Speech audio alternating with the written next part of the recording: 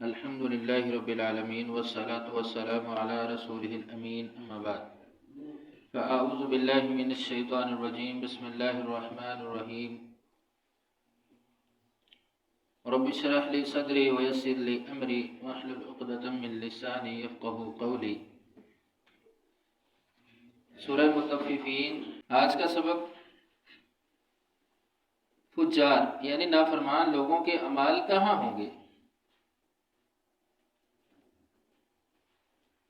کلا ہرگز نہیں، ان بے شک، کتاب اعمال نامہ، الفجاری نافرمانوں کا، لا یقیناً، فی میں، سجین سجین میں، کلا ان کتاب الفجار لفی سجین، ہرگز نہیں، بے شک نافرمانوں کا اعمال نامہ سجین میں ہوگا۔ ہرگز نہیں، بے شک فجار یعنی نافرمانوں کا اعمال نامہ یقیناً سجین میں ہوگا۔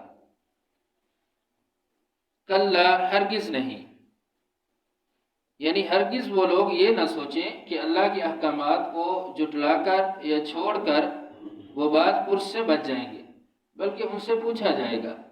اور فجار کے جو اعمال نامہ کتاب ہوگی وہ سجین میں ہوگی۔ سجین کیا ہے؟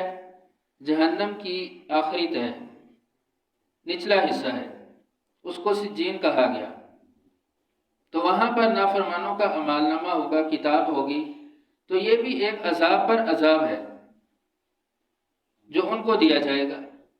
جیسے کوئی بندہ غلطی کرے تو اس کو بار بار اس کی غلطی یاد دلائے تو اس پر وہ تکلیف اس کو پہنچتی ہے۔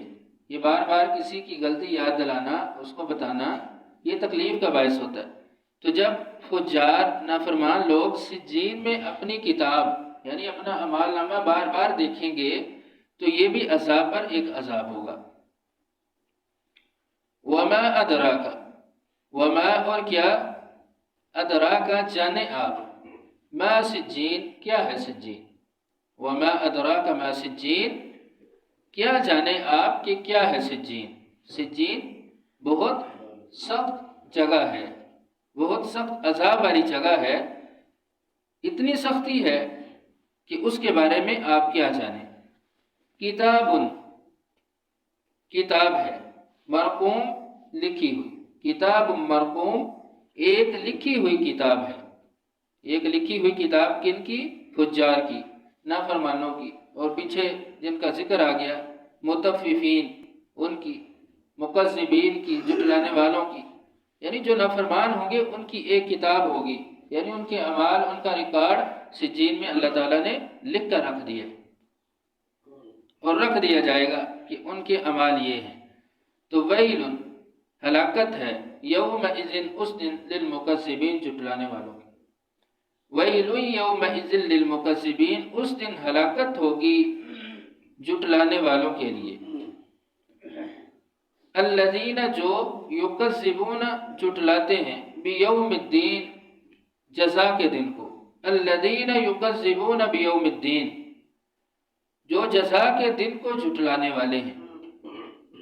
اب آگے بیان ہوا کہ کون جزا کے دن کو جھٹلاتا ہے۔ وما اور نہیں، یکذب جھٹلاتا، بھی اس دن کو یعنی قیامت کو، الا مگر، کلو ہر، معتدل حد سے بڑھنے والا، عظیم سخت گناہگار۔ وما یکذب به الا کل معتدل عظیم، نہیں جھٹلاتا قیامت کو مگر جو حد سے بڑھنے والا گناہگار ہے، یعنی وہ شخص معتد جو ہے، حد سے بڑھ جانے والا، حد کو کراس کر جانے والا، اور گناہگار وہی قیامت کو جھٹلائے گا، قیامت کا انکار کرے گا۔ اذا جب، تتلا پڑھی جاتی ہیں، علیہ اس پر، کس پر؟ یکذب پر، جھٹلانے والے پر۔ اذا تتلا علیہ جب پڑھی جاتی ہے اس پر، آیاتنا ہماری آیات، کالا تو وہ کہتا ہے اساطیر کہانیاں ہیں اولین پہلے لوگوں کی۔ اذا تتلی علیہ آیاتنا قال اساطیر الاولین، جب اس پر ہماری آیات پڑھی جاتی ہیں تو کہتا ہے یہ پہلے لوگوں کی کہانیاں ہیں، یعنی اساطیر الاولین ہے کہ اللہ کے احکامات ان کو پہلے لوگوں کی کہانیاں کہا گیا۔ جو جھٹلانے والا ہے اس کو اللہ کے احکامات بتائیں تو وہ کہے گا یہ تو وہی باتیں ہیں جو بار بار سنی ہوئی ہیں، پرانی باتیں ہیں، کس سے کہانیاں ہیں؟